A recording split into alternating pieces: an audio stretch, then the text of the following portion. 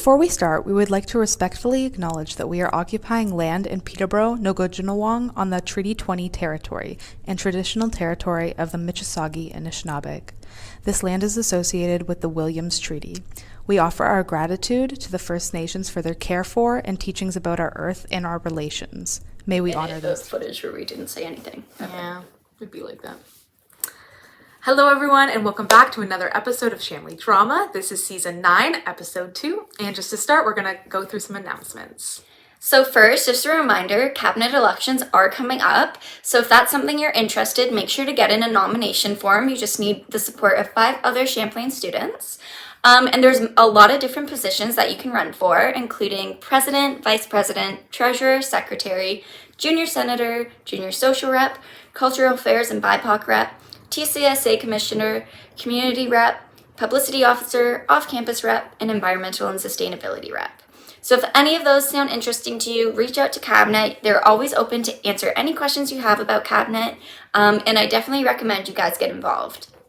Yeah, speaking of Cabinet, they actually just hosted their West Bank Love event, which is done in collaboration with Lady Eaton College as well as Trail College, and that was this past Wednesday. And so I'm wearing my old I'm wearing my old West Bank Love t-shirt right now. I wasn't able to attend this year, but I did hear it was great, and so thank you so much to all the cabinets who put in that work for that event. And the next thing is a new event that's coming up. It's going to be on Friday, March 17th from 2:30 to 5:30 in the Great Hall. And it's hosted by Trent Study Abroad, Champlain, and Trent Center for Language and Linguistics. There's free admission, and it's just a day of fun, diversity, culture, language, ethnic foods, and more. So you can get some more information on that by emailing Dr. Wang at shaoling2@trentu.ca or contacting them on Instagram. Also coming up is the grad dinner. So if you're graduating this year or next year, keep an eye out in your email and make sure you sign up to attend the dinner. As well, you would have gotten an email about nominations for some very important awards. It's really important we get lots of nominations in for those awards. So if you're considering somebody, just send in the nomination. It really doesn't hurt. We really do need a lot more of those. Also coming up, if you're not graduating, is the orientation week applications. So those are closing on March 20th, which is next Monday. So if you're considering it, make sure you apply. Because those will be closing, as I just said. And it is a great opportunity to get involved with the school. It looks great on resumes, and I hope to see you there. Another event that we're having is for Women's History Month, and it's a movie marathon. So International Women's Day was a couple of days ago, so now we're moving into Women's History Month, and Lady Eaton College is going to be hosting this movie marathon in the pit on March 13th at 6 p.m. to 11 p.m. And it's just going to be some education and a relaxing night before exams. They're going to provide some snacks as well, and they are going to announce the movies that they're going to watch on their Instagram before the event. All right, and for the content of this week's episode, we're going to be talking about Women's History Month and International Women's Day. So, International Women's Day was initially celebrated by and later adopted by the United Nations to be celebrated on March 8th during International Women's Year in 1975. Shortly after, in 1977, the UN General Assembly endorsed a declaration to implement a United Nations Day for Women's Rights and International Peace, to be recognized by nations in accordance with the national traditions. The aims and objectives in implementing this resolution were to increase awareness of the vital role of women in peace efforts and development, with aims to end discrimination and achieve women's full and equal contribution to the world. So while International Women's Day was last week, there are still lots of different Women's History Month celebrations happening in and around campus, and lots of different supports for women and female identifying students all year round. So at Trent, we're really lucky to have a Trent Feminist Association that's going to be putting on a lot of events this coming week for International Women's Week. And so some of those events are on Monday, March 13th, there is a BIPOC Women in Music listening party and discussion from 12 to 2 p.m. As well as on Tuesday, March 14th, there is a queer trivia night from 5 p.m. to 7 p.m. And Wednesday, March 15th, Angel Shot Awareness Bar Crawl from 12 p.m. to 2 p.m. And a celebration dinner from 5 p.m. to 7 p.m. So information about all of these events as well as registration can be found in their Instagram bio, and their Instagram username is at Trent Feminist Association. So if you just go there, you'll be able to find a ton of information and sign up for these events. All right, and another amazing association and resource for female-identifying students on campus and within Peterborough is the Kawartha World Issue Center. So earlier this year, you may have seen, we did an amazing interview with Quick on gender-based violence. So we're going to take a look back at that and hear what they have to say. Thank you so much, Sam, for joining us. Can you tell us a little bit about yourself and what Kawartha World Issue Center is? Yes. So hi, my name's Sam Rockburn. I use she, her pronouns, and I'm the executive director at Kawartha World Issue Center. A little bit about myself. So before working with Quick, I completed my Master's of Arts in Sociolegal Studies from York University, and I focused my research on campus anti-sexual violence policies, specifically college policies. And then as well, something just kind of relevant to this is that in 2018, I co-founded a national nonprofit called Students for Consent Culture Canada, and that organization really focuses on ending campus sexual violence across Canada, as well as promoting cultures of consent. Kawartha World Issue Center, or QUIC, is a charitable organization that connects global issues to local initiatives. We create opportunities that can change how people understand the world and foster equitable and sustainable communities. We make change happen through 3 key program areas, which are community education, such as our Sustainable Development Goals forums, reports, and our Gender Equality Project, which we will talk at length a bit later. Our other things such as Nogo Juwanong Peterborough Climate Action Network. Our next pillar is youth and school programs, which are our SDG classroom workshops, Teach Outside the Box teacher placement program, and then finally our third pillar is umbrella support for small and emerging projects. Some current projects include TRACS, which is the Trent Aboriginal Cultural Knowledges and Sciences program, Sustainable Trent, and Trent Oxfam, which are both levy groups, and other past examples, which include Green Up, YLS, Reframe Film Festival. We can be found in our Quick Eye Center, which stands for Education, Youth, and Environment, and we're nestled in the Environmental Sciences Building at Trent University, so ESCB 101. Awesome. Thank you so much. Do you think you could just explain to us what gender-based violence is? Yes. So gender-based violence is a big term. It's hard to even think about it just in terms of like everything that's included, but it is defined as harmful acts directed at an individual based on their gender. It's rooted in gender inequality and the abuse of power and harmful norms. So this can include sexual, physical, mental, and economic harm inflicted in public or in private, and it also includes threats of violence, coercion, and manipulation.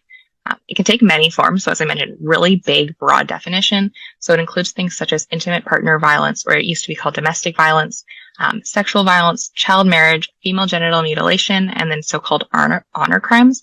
But that's just the tip of the iceberg in terms of how it's defined. And would you be able to explain what the importance of women's abuse awareness as well as awareness around gender-based violence is? So I think to start, probably good to acknowledge, so November is Women Abuse Awareness Month, and then we are also just at the start of the 16 Days of Activism, which will kick off on November 25th.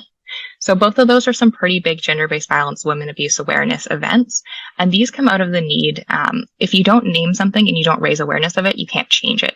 So in order to make that change, we need to be raising awareness. We need to take action to educate and prevent, and we need to be able to respond when it happens. So these are usually requiring big system changes, which is how we have these awareness days or action days. But system change takes a lot of time. It's not something that happens overnight.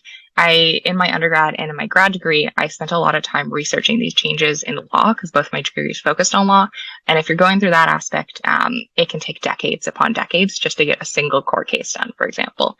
So having these awareness dates are a place that we can spend some time thinking about the issues and start to work towards action and have awareness raised. And it's hard to do culture shifts. And that's really what we're trying to talk about doing for these issues. And so you mentioned the 16 Days of Activism. Could you just explain further about what that is? Yes. So it's officially called the 16 Days of Activism Against Gender-Based Violence. And it's an annual international campaign that begins on November 25th. So it is this Friday. And it goes, which is the International Day for Elimination of Violence Against Women, and it goes until December 10th, which is the World Human Rights Day.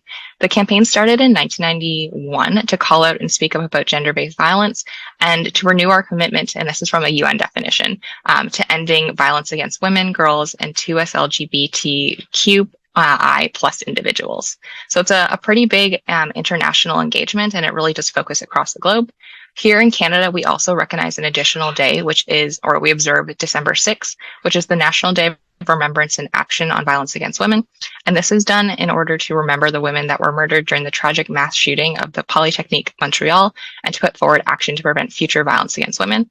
That one holds a very, as someone who's on a campus, like a very heavy and important spot, as it was violence against women on a university campus, and the idea that they don't belong in a university campus and in the specific program they're in. So I definitely encourage folks listening to research more about that and learn about December 6th. And would you be able to tell us if there's a theme for this year's 16 Days of Activism? Yeah, so I am going to talk about the Canada theme. There's also United Nations theme, but the Canada one feels like something that I just want to dive into a bit more today.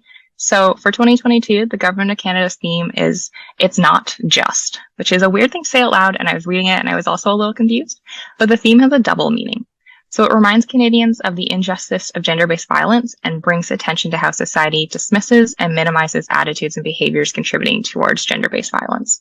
It also highlights how gender-based violence is not just a private issue, but a systemic cycle that all Canadians have a role in ending. It's not just ask all Canadians to take action against gender-based violence by addressing the beliefs and behaviors that perpetuate violence. And I do want to add kind of my own piece here, is that it really does require an intersectional aspect to it as well. So it's not just has a different aspect for folks depending on their identities. So for a racialized woman, or for someone in the 2S LGBTQ plus group, or for folks with disabilities, it's not just has a different application. And I'm sure we've all heard "it's just" in our lives. So it really is important to dig into that and kind of unpack it a bit more. Hi everyone. Once again, this is your Champlain College Ambassadors, Chloe And Chloe. and you're listening to Chamily Drama, broadcasting through the facilities of CFFF Trent Radio at 92.7 FM in Peterborough, Nogojawang, Canada. And how could somebody get involved in the 16 Days of Activism? There are a ton of different ways. So the big one, especially for folks that are maybe new to learning about activism and new to the 16 Days of Activism, is just finding an event or program that aligns with what you're interested in and how you want to engage in gender-based violence or anti-gender-based violence activism.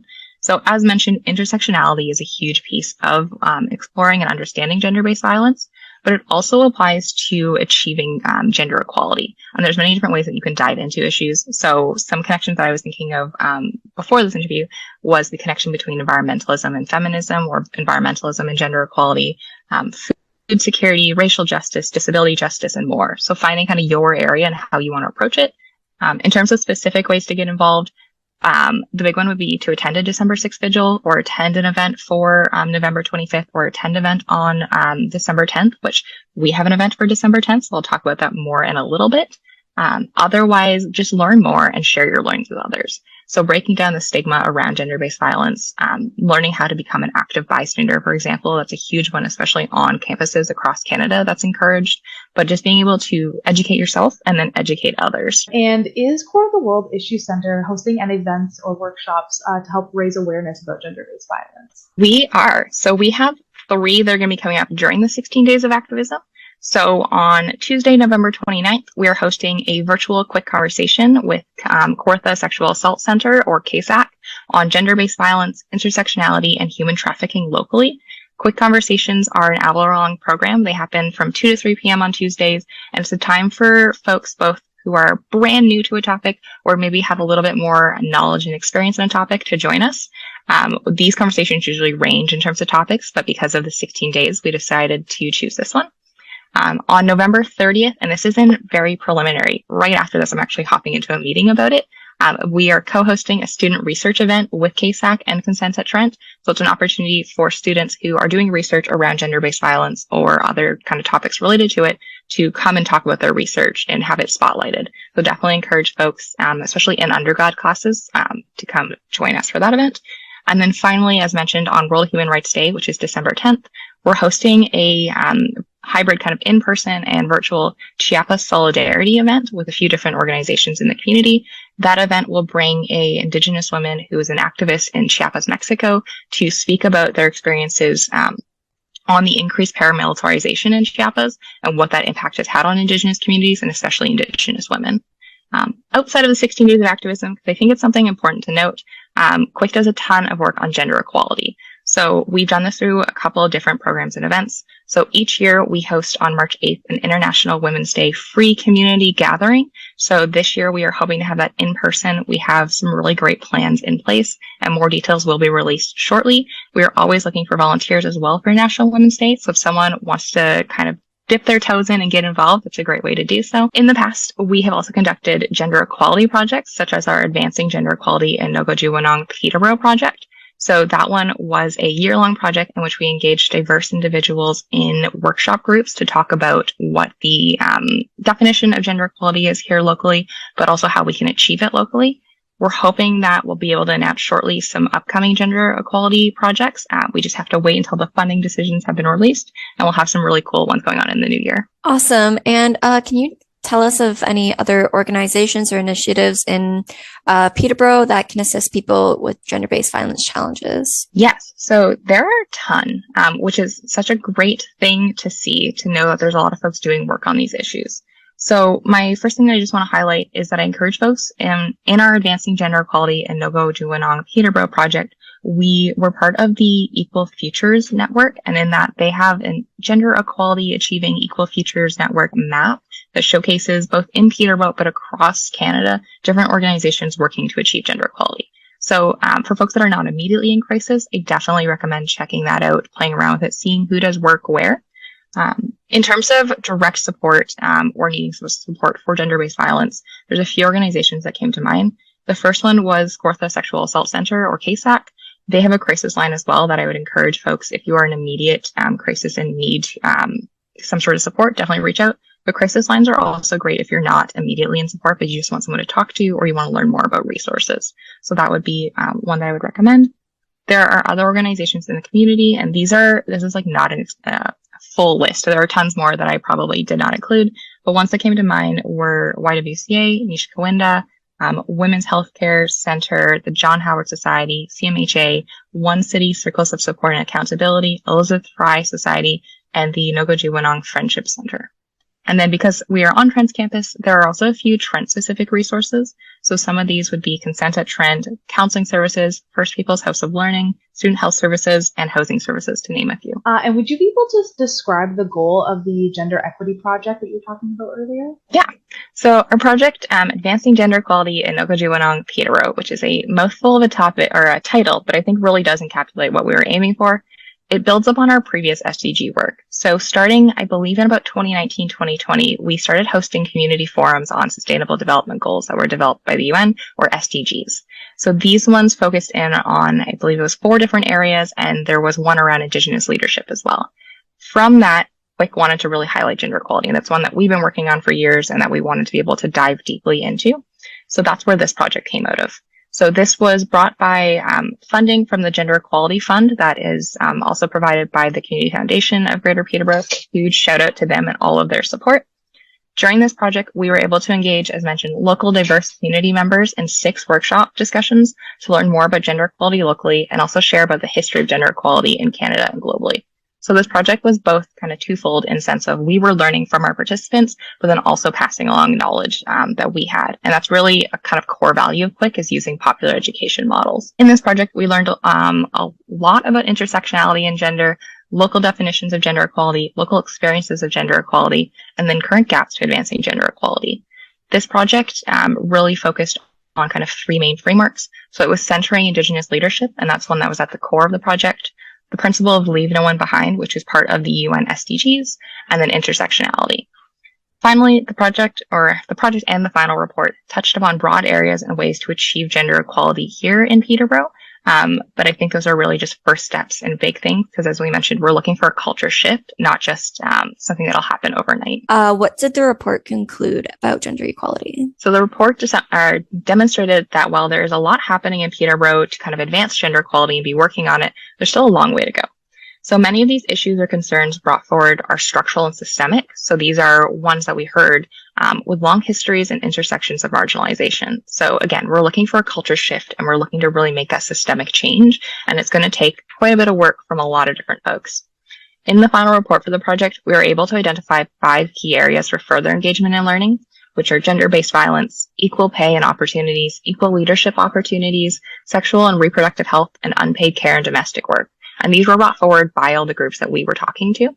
So we're hoping to continue to explore these areas in the future and start individual conversations on gender equality while advocating for and working towards structural change. So it really is that twofold approach of individuals as well as making that structural piece. Awesome. That's great. Well, thank you so much. I think that's all our questions we have. But yeah, I just want to say thank you again for sharing all that really, really valuable knowledge with us. Thank you. Yeah, definitely encourage everyone to follow and check out Quick. We will have a ton of stuff happening over the next little while. We have, as I mentioned, a bunch of projects that'll be announced in the new year that I just not allowed to talk about just yet, but I'm like very excited internally, and I'm hoping that's coming across to folks so they can learn how to get involved. Thanks so much, Sam, for that amazing interview and for giving us so much information about the 16 days of activism in gender-based violence. All right, that is all we have for you today. Thank you guys all so much for watching, and we'll see you next week. Bye.